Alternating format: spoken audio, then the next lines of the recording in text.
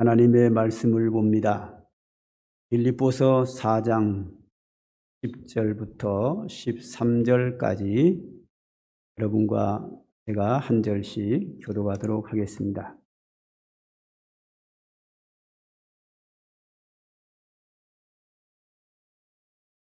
성경 말씀 빌립보서 4장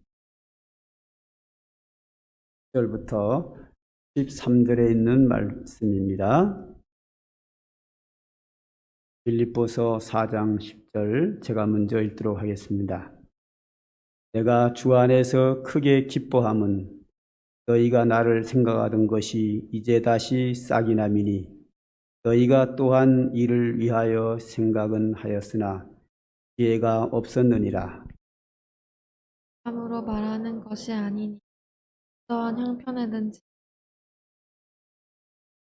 나는 비천에 처할 줄도 알고 풍부에 처할 줄도 알아.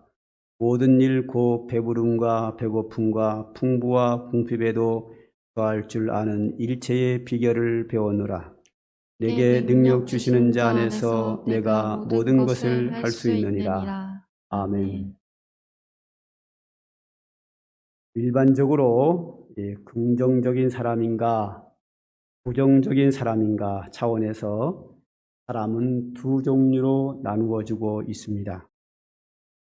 어떤 사람은 긍정적인 사고를 가지고 살아가고 있고 어떤 사람은 부정적인 사고를 가지고 살아갑니다.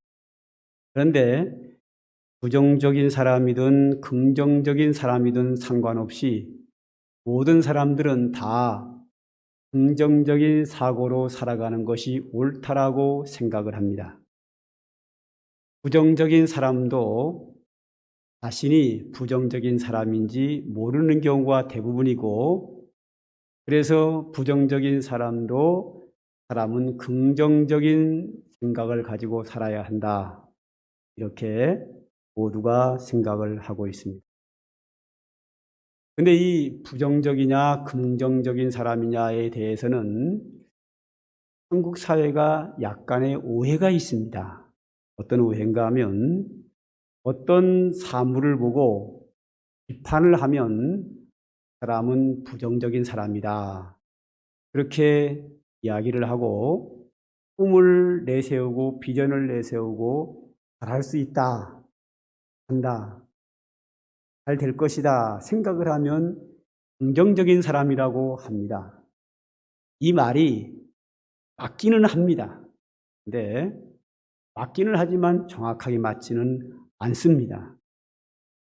왜냐하면 어떤 사물에 대해서, 어떤 사건에 대해서 분명히 잘못되었고 비리가 있는데 그거를 잘못된 것을 잘못됐다고 지적하는 사람을 이는 부정적인 사람이라고 말할 수 없습니다. 그거는 지혜지요. 잘못된 것을 잘못된 것으로 아는 지혜, 또 잘못된 것을 잘못됐다고 바르게 말하는 용감함이 있는데, 이렇게 바르게 알고 바르게 말하는 것을 부정적이라고 볼 수는 없습니다.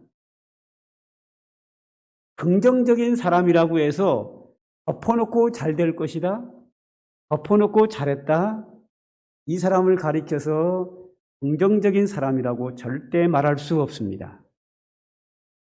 부정적인 사람이라고 하는 것은 잘된 것과 잘못된 것을 정확하게 구분하지 않고 덮어놓고 매사에 다 잘못됐다, 또 모든 것이 다 잘못될 것이다, 이렇게 말하는 사람을 부정적인 사람이라고 하고, 진정으로 바르게 긍정적인 사고를 가진 사람은 잘못된 건 잘못됐다고 말하고 잘된 것은 잘된 것으로 말하여 잘못된 것을 어떻게 고쳐서 바르게 나갈 것이고 잘된 것은 더 잘되게 할 것인가 라는 미래를 바라보면서 그런 모든 것을 판단하고 나가는 것을 긍정적인 사람이다 라고 보는 것이 맞습니다. 저는 오늘 이 시간을 통해서 여러분들에게 긍정적인 사람이냐 부정적인 사람이냐를 말하고 싶지는 않습니다. 제가 말씀드리고 싶은 것은 오늘 성경을 근거로 해서 하나님 말씀을 전하는 입장에서 긍정적인 신앙생활은 뭐냐? 부정적인 신앙이 뭐냐? 신앙과 생활에 대해서 여러분들에게 말씀을 드리려고 합니다. 자, 긍정적인 신앙이라고 해가지고 무조건 다 잘했다. 무조건 다 잘 될 것이다. 무조건 하나님이 복 주실 거다. 무조건 하나님이 함께 하실 거다고 하는 것은 긍정적인 신앙이 아닙니다. 또 무조건이 아니라 잘못된 것을 잘못됐다고 고쳐야 된다고 한다고 해서 그거를 부정적인 신앙이라고 하면은 안 됩니다. 예를 든다고 하면 지금으로부터 600년 전 15세기입니다. 그 당시에 기독교가 극도로 타락했습니다. 천주교 시대죠. 타락해도 너무 타락했습니다. 그때 종교 개혁자들은 그 당시에 로마 캐토릭, 즉 천주교에 대하여 모든 것이 잘못되었다. 그러므로 들러 엎어야 된다. 쉬운 말로 하면 멋있는 말로 바꾸면 개혁해야 된다라고 했습니다.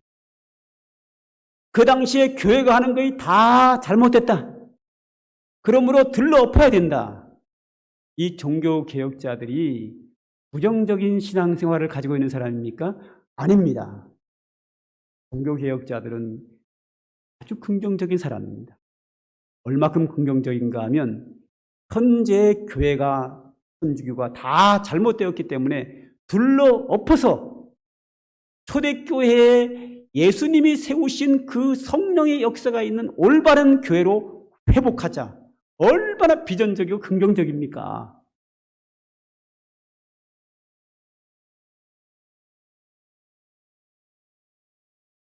반대로 교회가 잘못돼 가고 있는데도 불구하고 하고 있다. 하나님 기뻐하시는 교회다. 이거 긍정적인 신앙 아닙니다. 우리가 성경을 보면 이 에레미야서에 보게 되면 그 당시에 에레미야 선지자가 있었고 거짓 선지자가 있었습니다. 그쪽에서 오랑캐가 쳐들어옵니다. 바벨론 나라가 쳐들어옵니다. 거기에 대해서 에레미야 선지자는 뭐라고 했는가 하면 우리가 바벨론과 전쟁하면 집니다. 그러니 항복하십시오. 항복해야 국민들이 많이 죽지 않고 바벨론의 포로로 끌려가서 바벨론 나라 왕을 섬겨야 우리가 삽니다. 이 에레미야 선지자의 말씀이고 그 다음에 거짓 선지자들의 이야기는 뭐라 그랬냐면 하나님이 우리와 함께 하십니다. 그러므로 우리가 기도하고 믿음으로 나가 전쟁하면 하나님이 적군을 물리치게 하십니다. 이렇게 얘기를 했습니다. 그런데 왕과 고관들과 백성들이 누구 말을 믿었나 하면 에레미야 선지자의 말을 믿지 않고 에레미야 선지자를 가르쳐 뭐랬냐면 왜 이렇게 늘 한 것을 예언하느냐 하면서 부정적인 사람이라고 비판을 하고 감옥에 가두고 매로 치고 몇 번이나 죽이려고 했습니다. 그리고 거짓 선지자들의 얘기를 따랐습니다. 전쟁을 했습니다. 그 전쟁에 패해가지고 얼마나 많은 사람이 죽었는지 모릅니다. 예루살렘 모든 집들이 다 불타버리고 성전이 무너지고 시체가 길바닥에 널렸는데 살아있는 사람은 포로로 끌려가고 널려있는 시체를 장례를 치를 사람이 하나도 없다라는 게 성경의 증거입니다. 거짓 선지자들이 긍정적인 신앙을 가진 사람입니까? 여기서 긍정적이냐 부정적이냐는 것은 무조건 잘 될 것이다 긍정적인 시간 아닙니다. 긍정이냐 부정이냐 신앙생활은 뭐에 근거를 하는가 하면 하나님이 뭐라고 말씀하십니까? 하나님께서 말씀하십니다. 바벨론과 싸우면 진다. 다 죽는다. 항복해라. 너희들의 죄를 회개하고 새 사람 만들기 위해서 너희들은 바벨론 포로로 끌려가서 훈련받고 다시 회복되어 예루살렘으로 돌아오게 하리라. 하나님의 뜻입니다. 하나님의 뜻을 따르고 그 뜻에 순종해서 바벨론 포로로 끌려가서 70여 훈련을 받고 회복하여 다시금 예루살렘으로 돌아와서 새로운 축복된 삶을 출발하는 것. 이게 긍정적인 신앙의 사람입니다. 하나 더 예를 들까요? 이스라엘 백성들이 애굽에서 나와가지고 광야 생활을 합니다. 그리고 가데스 바네아까지 왔습니다. 이제 가나안 땅에 들어가면 됩니다. 하나님이 약속합니다. 가나안 땅은 젖과 꿀이 흐르는 축복의 땅이다. 인간이 살기에 적합한 축복의 땅이니 너희들이 거기서 하나님을 섬기고 복된 생활을 하라고 하나님이 인도하셨습니다. 가나안 땅을 눈앞에 두고 모세는 12명의 정탐꾼을 가나안 땅에 들여보냈습니다. 12명의 사람들이 가나안 땅을 다 둘러보고 보고를 합니다. 그런데 10명이 동일한 얘기를 하고 2명이 또 다른 이야기를 했습니다. 10명의 정탐꾼의 보고는 이렇습니다. 우리가 가나안 땅에 들어가 봤더니 그들은 키가 장대처럼 크고 우리는 메뚜기처럼 작음으로 말미암아 우리가 하나님이 가라고 한 저 가나안 땅에 들어가면 우리 다 맞아 죽습니다. 못 들어갑니다. 들어가면 다 죽습니다. 이것이 10명의 사람들의 보고입니다. 두 사람 여호수아와 갈렙은 보고합니다. 과연 하나님이 말씀하신 대로 젖과 꿀이 흐르는 축복의 땅입니다. 여기 포도를 보십시오. 너무 땅이 좋고 비옥하여 포도송이가 이렇게 크게 자랐습니다. 그들은 10명이 보고한 것처럼 키가 장대처럼 큽니다. 사실입니다. 하나님이 약속한 대로 축복의 땅입니다. 그런데 그들은 키는 크지만 그들에게는 하나님이 없습니다. 우리에게는 하나님이 계십니다. 하나님이 들어가라고 말씀하셨기에 우리가 들어가면 가나안 땅의 축복의 땅을 얻을 수 있습니다. 라고 보고했습니다. 여기서 여호수아와 갈렙은 긍정적인 신앙의 사람이고 10명의 사람은 부정적인 신앙의 사람입니다. 그 근거는 하나님의 말씀에 있습니다. 하나님이 들어가라. 축복의 땅을 너희에게 주리라고 하셨으면 그 말씀을 믿고 들어가는 것이 긍정적인 신앙이고 이 10명처럼 우리 들어가면 다 맞아 죽습니다. 부정적인 사람입니다.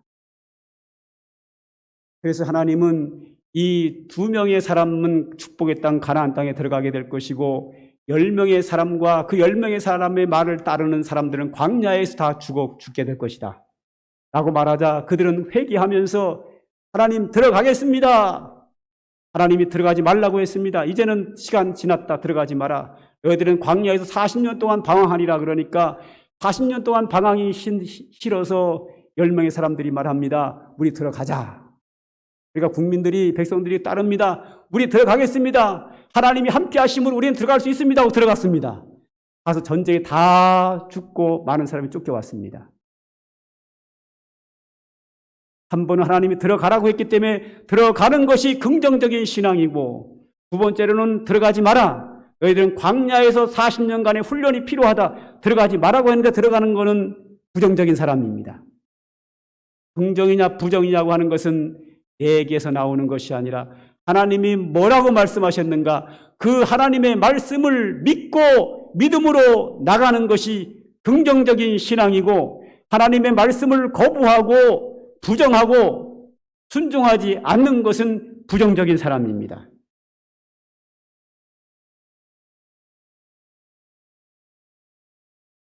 오늘 본문의 10절을 한번 보죠. 다 같이 읽겠습니다. 시작. 내가 주 안에서 크게 기뻐함은 너희가 나를 생각하던 것이 이제 다시 싹이 나미니 너희가 또한 이를 위하여 생각은 하였으나 기회가 없었느니라. 여기서 보면 내가 주 안에서 크게 기뻐함은 그랬습니다. 그 안에서 크게 기뻐한다는 이 말은 지난주에 설명을 충분히 다 했습니다. 앞에 본문을 가지고. 지난주에 설교한 바와 같이 바울 사도는 이 당시에 로마 감옥에 있었습니다. 지금 감옥보다 훨씬 더 고통스러운 캄캄한 지하 감옥에 갇혀 있었습니다. 그리고 사형 날짜를 기다리고 있는 상황입니다. 그럼에도 불구하고 내가 주 안에서 기뻐한다. 그의 환경은 기뻐할 일이 전혀 없습니다. 고난만 있습니다. 그러나 바울이 죄를 짓고 감옥에 들어온 것이 아니고 하나님을 위하여, 복음을 위하여 교회를 세우기 위해서 박해로 인하여 감옥에 들어왔기 때문에 박해로 인한 고난, 애매한 고난 뒤에는 반드시 하나님의 축복과 하나님의 약속이 상급이 있다.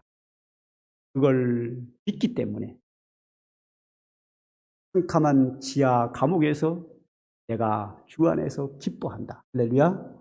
긍정적인 신앙입니다. 지금 환경은 기뻐할 일이 없지만 하나님이 앞으로 나에게 상급을 줄 것이다. 은혜를 베풀 것이다. 그 고난 뒤에 있는 하나님이 주시는 은혜와 축복과 영광과 상급을 바라봤기 때문에 내가 주 안에서 크게 기뻐한다. 긍정적인 신앙입니다. 하나 더 볼까요? 이 11절, 12절을 또 다 같이 읽겠습니다. 시작. 나는 내가 궁핍함으로 말하는 것이 아니라 어떠한 형편에든지 나는 자족하기를 배웠노니 나는 비천에 처할 줄도 알고 풍부에 처할 줄도 알아. 모든 일 곧 배부름과 배고픔과 풍부와 궁핍에도 처할 줄 아는 일체의 비결을 배웠노라. 이 바울은 10절, 11절, 12절에서 하시는 말씀이 뭔가 하면 내가 궁핍함으로 배고프고 헐벗은 상황에도 나는 믿음을 지켰다 하는 겁니다. 박해가 오고 배고픔이 오고 고난이 오고 어려움이 왔어도 하나님이 나와 함께 하실 것이라고 하는 그 신앙 때문에 기뻐하고 감사하고 믿음을 지켰다 하는 겁니다. 반대로 바울에게는 항상 어려움만 있었던 것이 아니고 때에 따라서는 잘 될 때도 있었거든요. 잘 될 때가 뭐죠? 배부르고 일이 잘 되고 어려움이 없고 은혜가 넘칠 때도 있었다는 거죠. 그때도 믿음을 지켰다는 거예요. 아유, 목사님, 잘 될 때 믿음 지키는 게 뭐가 그렇게 대단합니까? 아니요. 기독교 역사상으로 보나, 제가 목회하며 성도들을 보나, 성도들이 어려움 당할 때 믿음 생활을 훨씬 잘합니다. 잘 될 때 훨씬 믿음 생활을 못합니다. 좀 신기합니다. 어려움을 당할 때는 기도함으로 말미암아 하나님께 가까이 나가고 믿음이 성장되고 그렇습니다. 그러나 일이 잘 되면 하나님께 감사하지 아니하고 잘 되는 걸 통해서 승락을 누리고 세상에 빠지고 세상 유혹에 넘어가고 기도하지 않고 먹고 마시고 즐기고는 데에 빠지면서 세속화되면서 신앙이 급속도로 추락합니다. 그런데 바울은 고난 속에 있을 때도 믿음 지켰고 일이 잘 되고 편안할 때도 믿음 지켰다. 할렐루야. 이게 긍정적인 신앙의 사람입니다. 그 결과 13절을 한번 보죠. 오늘 말씀의 결론입니다. 시작. 내게 능력 주시는 자 안에서 내가 모든 것을 할 수 있느니라. 할렐루야. 내게 능력 주시는 자 안에서 내가 모든 것을 할 수 있느니라. 여기서 내게 능력 주시는 자 안에서라는 말은 하나님의 뜻 가운데서, 이렇게 이해하면 이해가 좀 쉬울 겁니다. 하나님의 뜻 가운데서 내가 모든 것을 할 수 있는, 고난 가운데서도 주님의 뜻이라면 신앙을 지켰고 그 모든 것을 감당했고, 풍부함에 처해도 하나님이 나와 함께 하심으로 그 가운데서도 믿음을 잃지 않고 믿음을 지켰고 주님께 영광을 돌렸다 하는 겁니다. 이 내게 능력 주시는 자 안에서 내가 모든 것을 할 수 있느니라, 이 말씀의 또 중요한 이유가 또 하나가 뭔가 하면, 요즘 과거부터 세상 사람들은 긍정적인 사고를 가져라 그래가지고 나는 할 수 있다, 하면 된다, 영어로 yes I can, 그거를 아주 좋아합니다. 그리고 꿈을 가지라고 그러죠. 여러분, 꿈을 가지고 할 수 있다고 긍정적인 사고 가지면 안 됩니다. 우리나라 사람들이 OECD 국가에서 자살률 1위입니다. 왜 1위까지 갈까요? 뭐 여러 가지 이유가 있겠지만 그 중에 하나가 뭔가 하면 학교에서 선생님들이 계속 꿈을 가지라 그러고 너는 할 수 있다, 너는 할 수 있다고 가르치거든요. 그런데 할 수 있나요? 여러분, 나는 할 수 있다 긍정적인 사고를 가지고 한번 해보세요. 되나? 되는 것보다 안 되는 게 훨씬 많습니다. 인생을 많이 사는 사람일수록 고백합니다. 인생 그렇게 호락호락 만만치 않아. 인생이라는 게 내 뜻대로 되는 게 없어. 살아본 사람의 증언입니다. 청소년기에 선생님들이 시키는 대로 우리는 긍정적인 사고를 가지고 할 수 있다고 하면 된다. 그가 사고 가지고 세상에 나와보세요. 되는 게 뭐가 있는가? 아무것도 안 됩니다. 안 되는 게 훨씬 많습니다. 그러면 될 것으로 기대했는데 안 될 때 나타나는 그 추락할 때 나타나는 절망감, 그 절망감이 감당이 안 될 때 하는 일이 뭐죠? 자살입니다. 인생이 그렇게 호락호락 나는 할 수 있다, yes I can 한다고 될 것 같으면 이 세상에 말할 사람이 누가 있나요? 누가 자살을 합니까? 인생 그렇게 만만치 않습니다. 내가 할 수 있다 한다고 됐나요? 안 됩니다.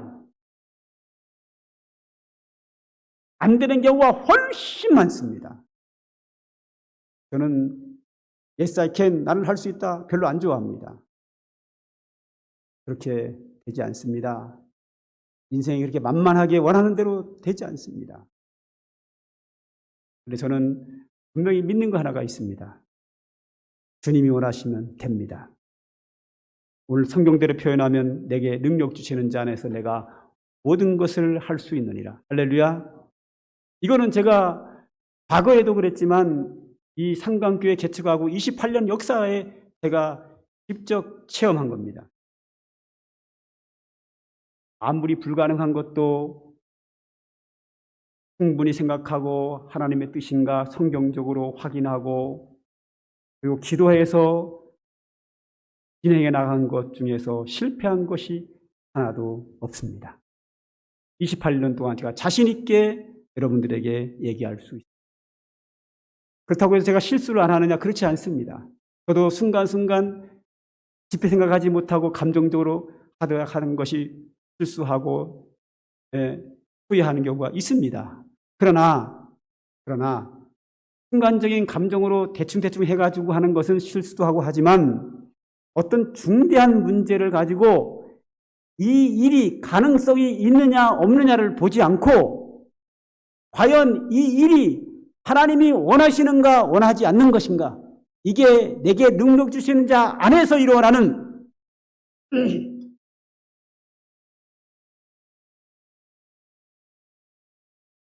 하나님의 뜻인가 아닌가를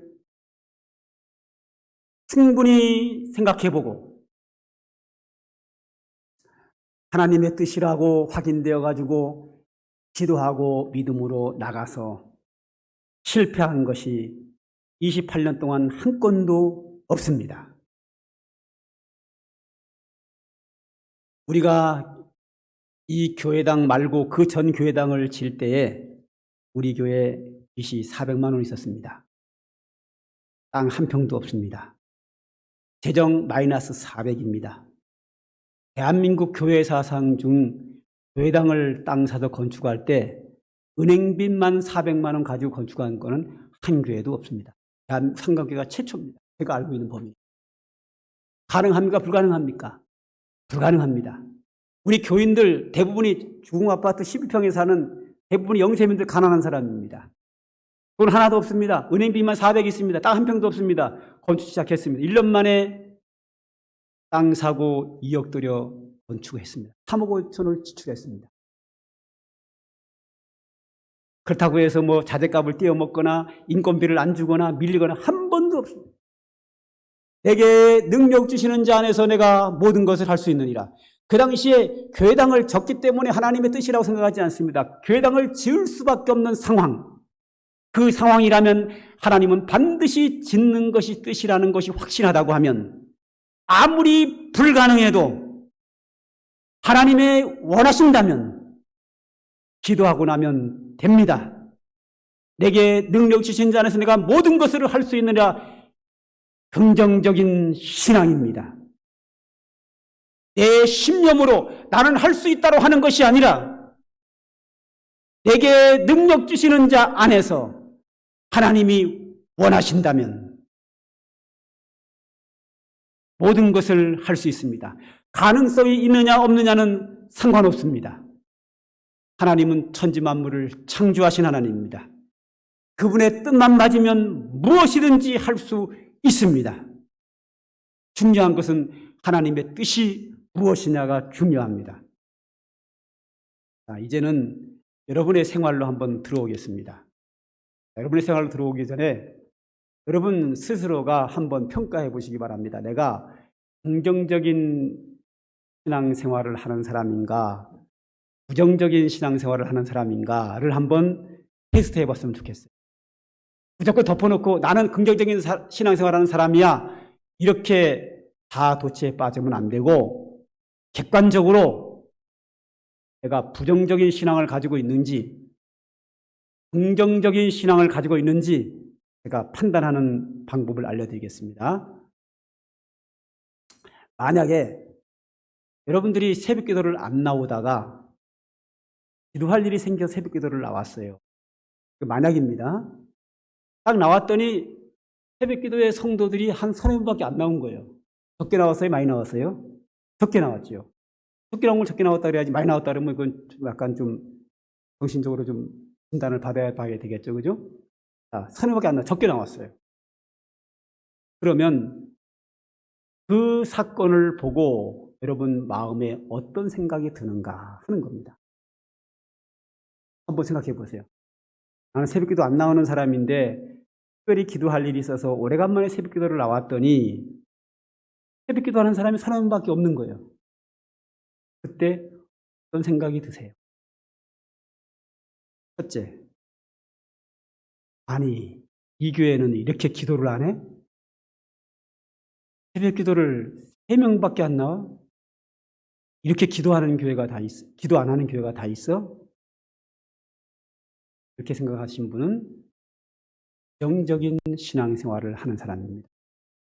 하나 덧붙이면 교회를 사랑하는 마음이 없는 겁니다.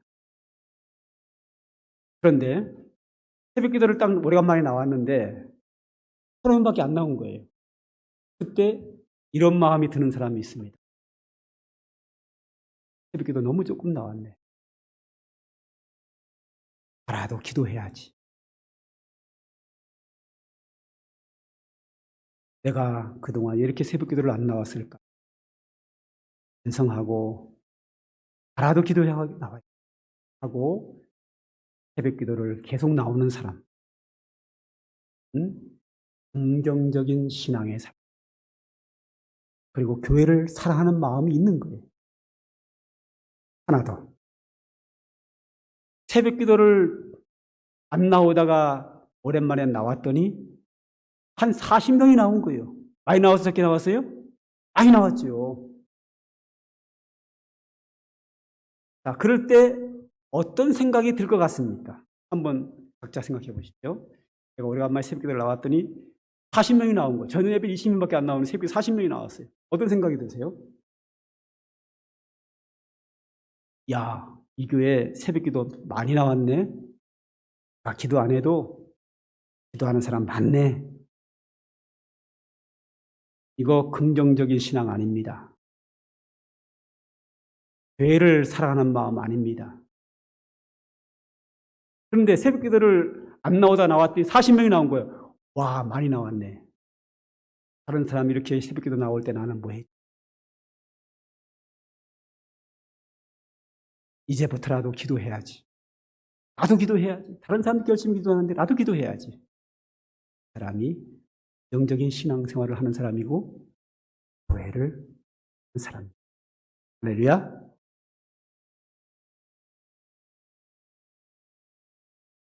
똑같은 상황을 봤는데 이렇게 생각이 둘로 나눠집니다.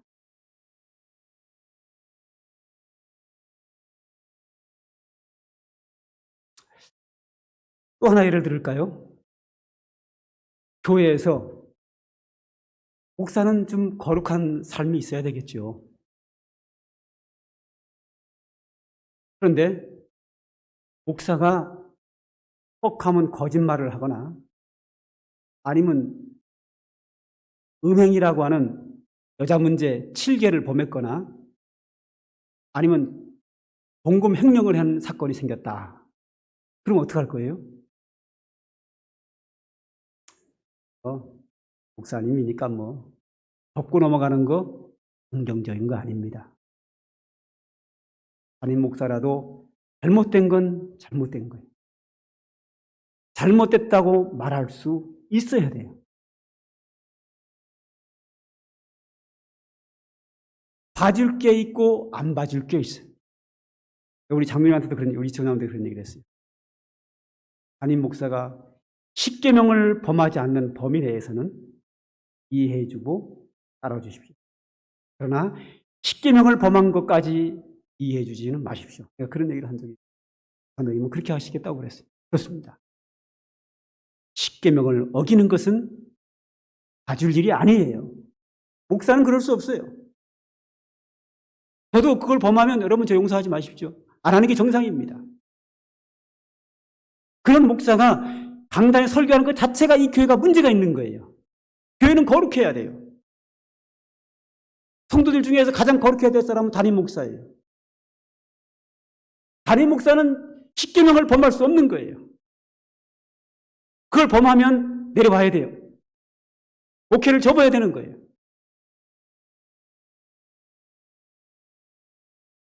그런데 10계명에 대한 문제가 아니고 어떤 다른 실수 같은 것은 충분히 이해해주고 덮어주고 용서해줄 수 있어요.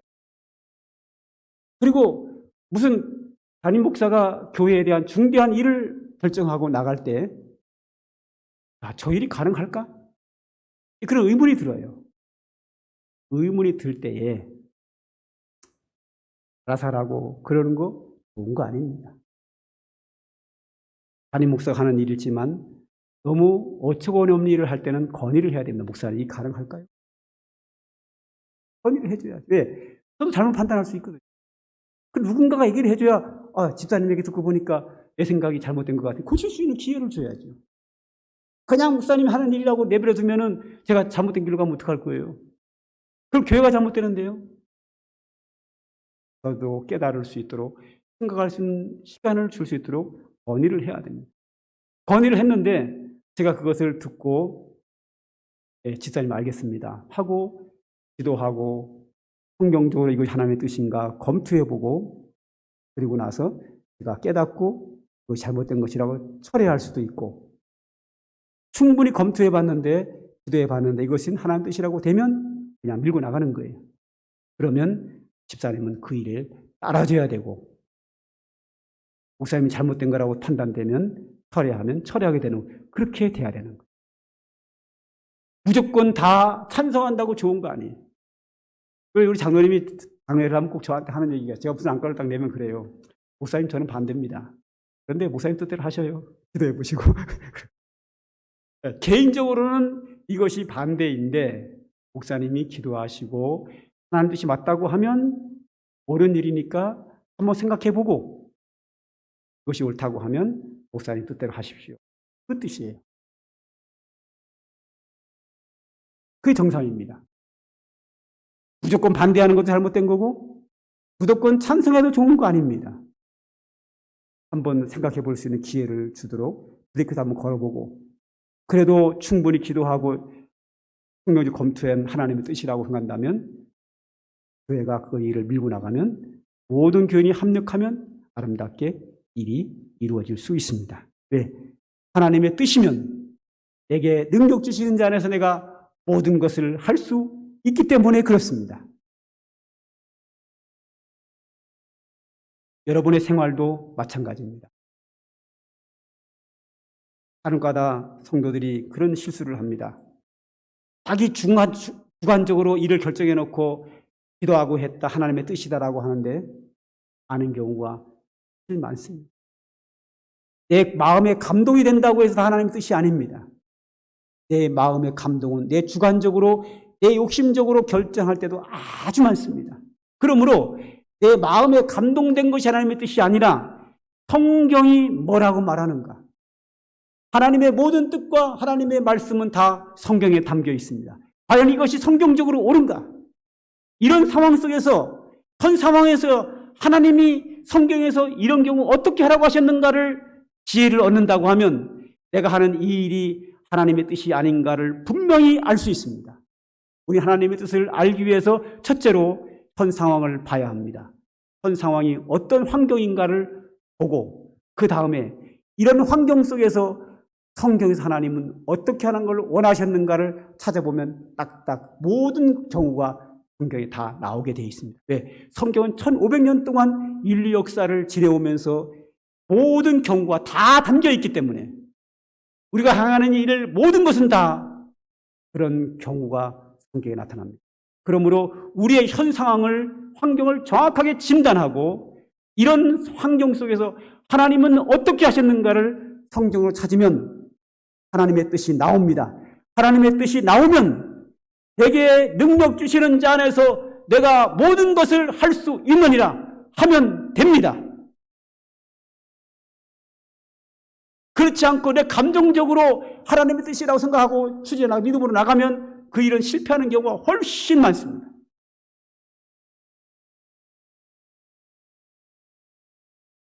그러므로 하나님의 뜻을 잘 이해하기 위해서는 성경을 알아야 되고 성경을 알기 위해서는 설교의 귀를 기울여야 합니다. 우리 찬양 하나 할까요? 우리 교회 복음성가 하나님께 영광성 14장 할 수 있다 하시느니 나의 능력 주 하나님. 우리 가사를 생각하면서 이 코로나가 전국에 들었으면서 박수치며 찬송을 한 번도 안 했는데 주일 날 예배 때 오늘 한번 해보죠. 뭐 박수 치는 거하고 간영하고 별로 관계는 없는데 분위기가 안 맞아가지고 안 했는데 오늘 한번 해보죠. 뭐. 박수치며 찬송합니다.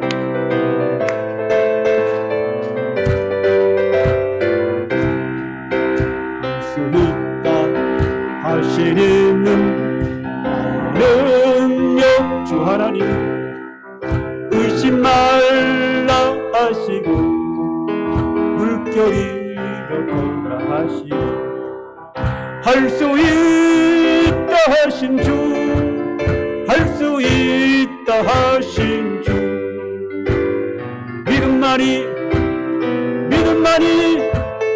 능력이라 하시네 믿음만이 능력이라 하시네 할 수 있다 하시니 능력 주 하나님 나를 바라보시고 능력 준다 하시네 할 수 있다 하신 주 할 수 있다 하신 주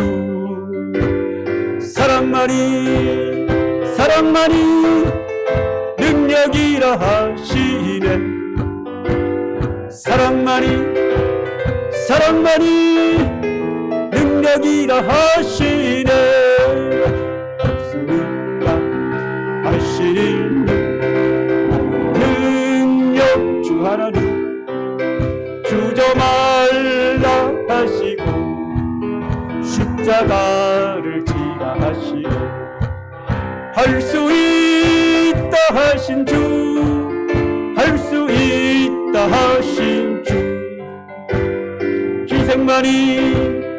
희생만이 능력이라 하시네. 희생만이 능력이라 하시네.